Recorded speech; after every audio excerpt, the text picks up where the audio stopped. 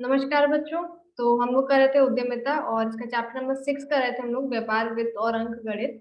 और आज हम लोग करने वाले हैं इसका भाग नंबर 4, जिसमें हम लोग पढ़ेंगे ब्रेक इवन पॉइंट के बारे में। तो सबसे पहले इसका लर्निंग ऑब्जेक्टिव देख लेते हैं कि इस वीडियो को देखने के बाद आप क्या क्या समझेंगे। तो आज हम लोग इस वीडियो में देखने वाले हैं कि ब्रेक इवन पॉइंट क्या होता है और इसका विश्लेषण करेंगे और इसका क्या मतलब इसकी क्या इंपॉर्टेंस होती है, हम लोग क्यों पढ़ रहे हैं इसके बारे में। तो ये सब हम लोग इसमें आज देखने वाले हैं। स्टार्ट करते हैं सबसे पहले ब्रेक इवन एनालिसिस या ब्रेक इवन पॉइंट होता क्या है एक उत्पाद या एक सेवा के लिए। तो पहले इस इमेज से देखते हैं हम लोग या इससे समझते हैं। देखिए ये है ब्रेक इवन पॉइंट। लॉस और प्रॉफिट यहाँ पे बराबर है, मतलब यहाँ पे इसका कहने का मतलब ये है इमेज का कि यहाँ पर इस पॉइंट पे ना ही हमें कोई लॉस हो रहा है ना ही हमें कोई प्रॉफिट हो रहा है। मतलब ना हमें लाभ हो रहा है ना हमें हानि हो रही है। जैसे कि अगर कोई चीज बनाने में हमारी लागत 100 रुपए आई तो हमें 100 रुपए वापस मिल रहे हैं। ऐसे पॉइंट पे ना हमें प्रॉफिट हो रहा है ना हमें लॉस हो रहा है, तो हम लोग ब्रेक इवन की स्थिति में हैं, मतलब बराबर, ना लॉस ना प्रॉफिट। जो भी हमें राजस्व या जो भी हमें रेवेन्यू मिल रहा है उतनी हमारी कॉस्ट है, तो हमारे खर्चे पूरे हो गए उससे, लेकिन हमें ना फायदा हुआ ना नुकसान। तो एक व्यवसाय का ब्रेक इवन पॉइंट बिक्री या राजस्व की मात्रा या स्तर है जो इसे अपने खर्चों के बराबर करने के लिए उत्पन्न करना चाहिए। यानी जैसे हमारा खर्चा 100 रुपए हुआ है तो कम से कम हमें 100 रुपए तो वापस मिलने चाहिए, ताकि हमारे खर्चे तो कम से कम पूरे हो पाए। भले ही हमारा प्रॉफिट ना हो लेकिन हमारे जो खर्चे हैं वो हमारे पूरे हो जाए। दूसरे शब्दों में यह वह बिंदु है जिस पर कंपनी ना तो लाभ कमाती है और ना ही हानि उठाती है। तो अब आपको क्लियर हो गया होगा ब्रेक इवन पॉइंट क्या होता है, जहां पर कंपनी को ना ही प्रॉफिट होता है ना ही लॉस होता है। बस वो अपने खर्चे पूरे करने के लिए उतना अमाउंट उसको चाहिए होता है, उतना राजस्व चाहिए होता है। अब ब्रेक इवन लेवल पर कुल राजस्व इज इक्वल टू कुल व्यय, मतलब जितना भी सेल्स से रेवेन्यू आता है, जितना भी रेवेन्यू आता है टोटल, वो हमारे टोटल खर्चों के बराबर होता है। Total revenue is equal to total expenses. अब ब्रेक इवन लेवल की गणना करने का सूत्र है, जिसका एक फॉर्मूला होता है निश्चित लागत प्रतिमाह अपॉन सकल मार्जिन प्रति यूनिट। ये प्रतिमाह तब होगा जब हम इसे मतलब एक महीने के लिए अगर हमको निकालना हो तो दोनों जगह प्रतिमाह। अगर इसे हमें पर डे निकालना है तो निश्चित लागत एक दिन की हम लोग लेंगे। अगर हमें एक महीने का ब्रेक इवन वॉल्यूम निकालना है तो हम लोग यहाँ पर एक महीने की फिक्स कॉस्ट लेंगे। तो यहाँ पर ये जो फॉर्मूला है ये प्रतिमाह यानी एक महीने के लिए है। तो एक महीने की जो भी फिक्स कॉस्ट होगी आप यहाँ पर लिखेंगे, और ग्रॉस मार्जिन पर यूनिट, एक यूनिट का कितना ग्रॉस मार्जिन आप कमाते हैं, कितना मतलब आपको प्रॉफिट होता है एक यूनिट पे, वो आप यहाँ पे लिखेंगे और आपका ब्रेक इवन वॉल्यूम आ जाएगा कि मतलब एक महीने में आप कम से कम इतने यूनिट्स बेचे, तब आपका ना प्रॉफिट होगा ना लॉस, तब आप अपने खर्चों को कवर कर पाएंगे। तो अब आप क्लियर हो गए कि ब्रेक इवन पॉइंट होता क्या है, उसे हम लोग कैलकुलेट कैसे करते हैं। अब ब्रेक इवन विश्लेषण का महत्व, मतलब हम लोग क्यों करें, हम लोग इतनी मेहनत करनी ही क्यों, हमें क्या जरूरत है इसकी। तो ब्रेक इवन विश्लेषण इस बात की अंतर्दृष्टि प्रदान करता है कि किसी उत्पाद या सेवा में प्राप्त राजस्व में उस उत्पाद या सेवा के उत्पादन की प्रासंगिक लागतों को कवर करने की क्षमता है या नहीं। मतलब कुल मिला के वो लोग यही कह रहे हैं कि जो भी जैसे हम लोग से जो भी हम लोग उत्पाद या सेवा देते हैं दूसरों को, तो उससे हमें इतना राजस्व मिल रहा है कि नहीं, कि हमारे खर्चे कवर हो रहे हैं कि नहीं। मतलब ऐसा ना हो कि हम लोग चीज बना रहे हैं 100 रुपए की, मिल रहा है हमें 90 रुपए, हम लोग ध्यान नहीं दे रहे हैं, 10 रुपए का लॉस उठाए जा रहे हैं और एक टाइम पे आएगा कि हमारा बिजनेस भी उठ जाएगा, मतलब खत्म हो जाएगा। ऐसा हमें नहीं करना है। तो इस बात का हमें ध्यान रखना है कि अब जो भी राजस्व हमें मिल रहा है वो हमारे खर्चों को पूरा करने में मतलब पूरा करने की क्षमता है कि नहीं है उसमें।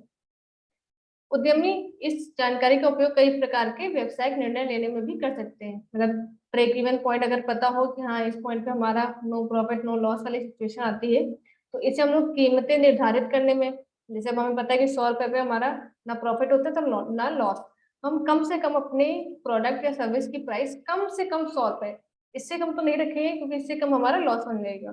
तो इस कीमतें निर्धारित करने पे, प्रतिस्पर्धी बोलियां लगाने पर, ऋण के लिए आवेदन करने में, तो ये कुछ चीजें हैं जिसमें ब्रेक इवन विश्लेषण का महत्व होता है। और ये तो सिर्फ एग्जाम्पल है, इसके अलावा और भी बहुत सारी चीजें होती हैं, जैसे लाभ योजना हो गया, कितना प्रॉफिट हमें अर्न करना है, या कितनी सेल्स, मतलब हमें टारगेट करने की हमें इस दिन या पूरे एक महीने में इतना सेल्स तो करना ही करना है। तो इन सब चीजों में भी ब्रेक इवन बहुत इंपॉर्टेंट होता है। तो हम लोग समझ गए ब्रेक इवन होता होता क्या है, कैलकुलेट कैसे करते हैं, और ब्रेक इवन का महत्व क्या है। तो अब हम लोग एक उदाहरण प्रैक्टिकल एग्जाम्पल से समझने वाले हैं। तो राम है, वो पहले एक रेस्टोरेंट में काम करते थे, अब उन्होंने चाय बेचने का बिजनेस करने का फैसला लिया है।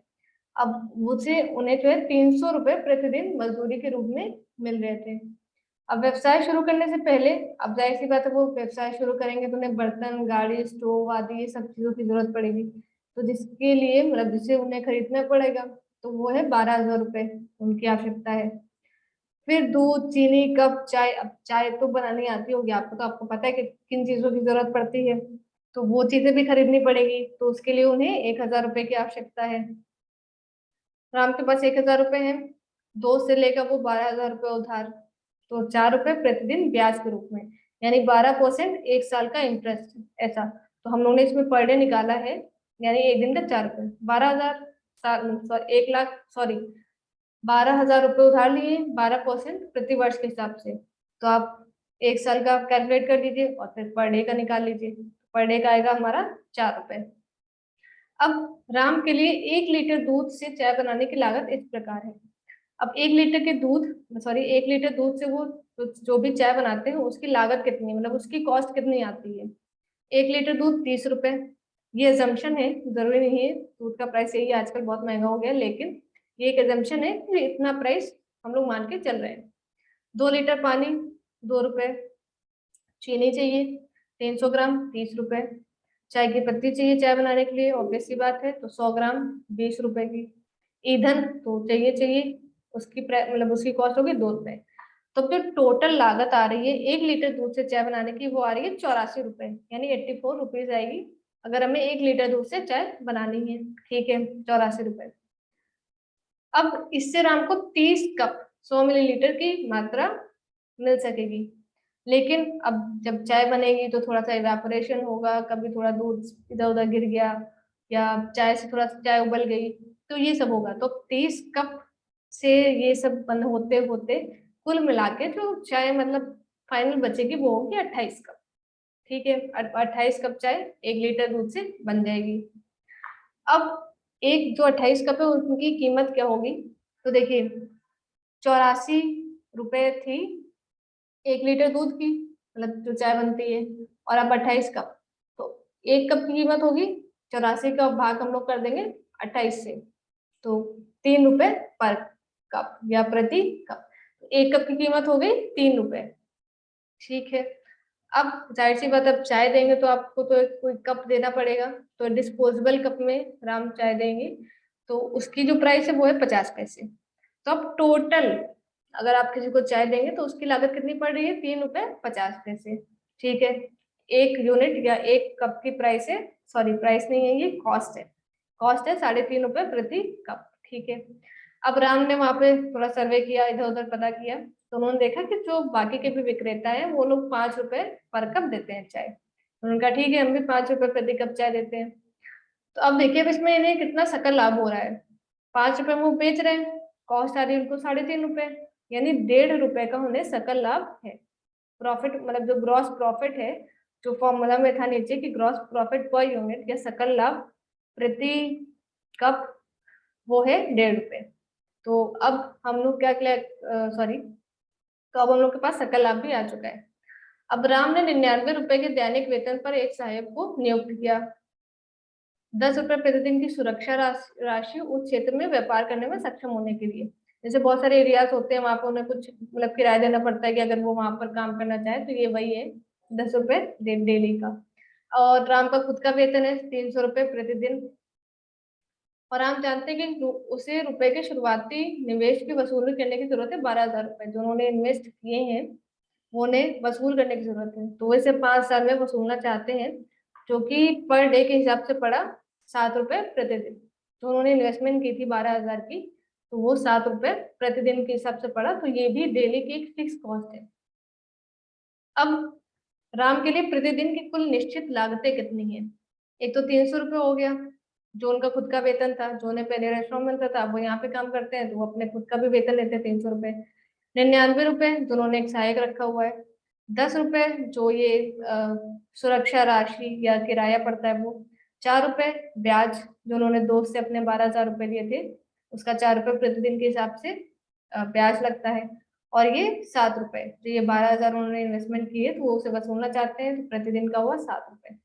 तो जो टोटल फिक्स कॉस्ट आ गई वो आ गई 420 रुपए। तो अब अगर ब्रेक इवन हम लोग को फाइंड करना है तो आसान है।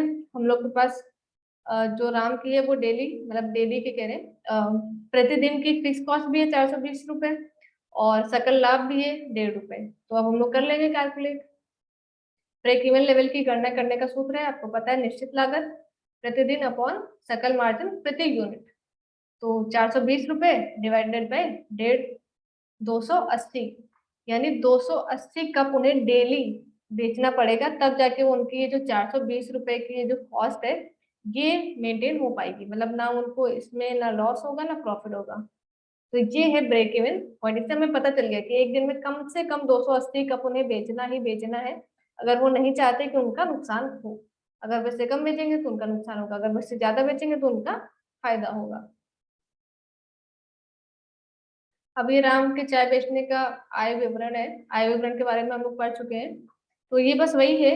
ये आप लोग एक बार देख लीजिएगा और एक बार खुद भी ट्राई करिएगा, क्योंकि आपके पास सारी इन्फॉर्मेशन है, तो आप आय विवरण बनाने का ट्राई करिएगा। आप एक बार पहले भी कर चुके हैं तो आपको प्रॉब्लम नहीं होगी, फिर इससे मैच कर लीजिएगा कि कोई दिक्कत तो नहीं हुई, कोई गलती तो नहीं हुई। तो बस ये वही है। ये देखिए डे 2 में उन्होंने 280 कप बेचे और यहाँ पर उन्हें प्रॉफिट 0, ना प्रॉफिट हुआ ना लॉस हुआ। तो बस ये वैसे ही है। फिर उन्होंने 500 बेचे तो उन्होंने 330 रुपए का प्रॉफिट हुआ। फिर 1000 बेचे कब, तो 1080 रुपए का प्रॉफिट हुआ एक दिन में।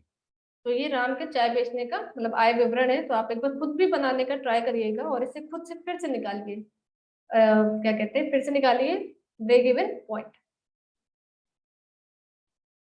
अब लक्ष्य तय करना। अब जैसे कि अब ये तो ब्रेक इवन पॉइंट हम लोग को पता चल गया कि एक दिन में 280 कप बेचने पड़ेंगे अगर उन्हें इतना प्रॉफिट, मतलब अगर उन्हें ब्रेक इवन पॉइंट पे आना है, ना प्रॉफिट हो ना लॉस हो, मतलब लॉस तो हो ही ना, तो अब पता चल गया। अब हम लोग लक्ष्य तय करना सीखेंगे। जैसे कि राम ने सोचा कि हमें एक दिन में कम से कम 600 रुपए तो प्रॉफिट चाहिए चाहिए। तो अब हम कितने कप सेल्स करें, कितने कप बेचें कि हमें 600 रुपए का प्रॉफिट हो। तो अब देखिए एक दिन, मतलब ये 600 हम लोग ने अज्यूम किया 600 रुपए। अब प्रतिदिन की निश्चित लागत कितनी है, 420 रुपए। तो टोटल हम लोग को कितने कमाने हैं, एक तो 420 रुपए चाहिए, वो तो फिक्स कॉस्ट है, वो तो निकालने 600 रुपए और चाहिए, तो हम लोग 600 और 420 रुपए को ऐड कर देंगे। अब जो बिक्री लक्ष्य है पर डे के हिसाब से वैसे आएगी कि आपने निश्चित लागत और अपेक्षित लाभ एक दिन में हमें जितना अर्न करना वो आपने लिख दिया, और उसके बाद नीचे प्रति यूनिट सकल मार्जिन 1.5 रुपए। तो 1020 रुपए, 600 प्लस 420 अपॉन 1.50, यानी अगर आपको 600 रुपए का दैनिक लाभ प्राप्त करना है, 600 रुपए का अगर आपको डेली प्रॉफिट चाहिए चाहिए, तो आपको एक दिन में 680 रुपए कप बेचने पड़ेंगे। तो इससे हमारा टारगेट हम लोग फिक्स कर सकते हैं कि जैसे आपने एक टारगेट बनाया कि हमको 500 रुपए का प्रॉफिट चाहिए, मतलब 420 रुपए तो वो तो हमारी कॉस्ट है तो वो तो कवर करनी है, लेकिन 500 रुपए का प्रॉफिट भी चाहिए। तो 500 प्लस 420, 920 अपॉन 1.5 रुपए, जो जो भी आएंगे उतने कब आपको सेल करने डेली। तो बस इसी तरह हम लोग अपने टारगेट सेट कर सकते हैं। तो अब आपको क्लियर हो गया हो यहाँ तक कैसे लक्ष्य तय करना है, कैसे ब्रेक इवन पॉइंट निकालना है, क्यों निकालना है, क्यों इतनी मेहनत करें, तब सब आपको क्लियर हो गया होगा। तो आपको क्योंकि क्लियर हो गया तो आपके लिए एक छोटा सा अभ्यास कार्य। एक कंपनी से संबंधित एक जानकारी है जो कि प्रोडक्ट बनाती है। उसमें श्रम प्रति यूनिट लगता है 22 रुपए, श्रम यानी लेबर। फिर प्रत्यक्ष सामग्री प्रति यूनिट 12 रुपए, रॉ मटेरियल। परिवर्तनीय उपरिव्यय व्यय प्रति यूनिट 6 रुपए, यानी वेरिएबल कॉस्ट है 6 रुपए।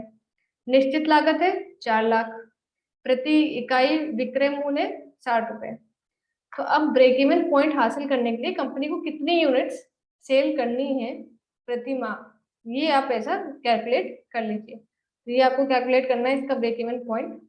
और यहाँ पर होता है हमारा ये वीडियो खत्म। तो एक बार अच्छे से आप फिर से देख लीजिएगा आय विवरण। इसमें आपके लिए जो मतलब होमवर्क है या जो भी आप इसको समझे एक्सरसाइज है वो कर लीजिएगा। इसमें से एक बार फिर से आय विवरण तैयार कर लीजिएगा, ब्रेक इवन पॉइंट निकाल लीजिएगा और जो एक्सरसाइज दी गई लास्ट में वो कर लीजिएगा। चलिए, तो तब तक के लिए अपना ध्यान रखें, अच्छे से पढ़ाई करें। बाय, धन्यवाद।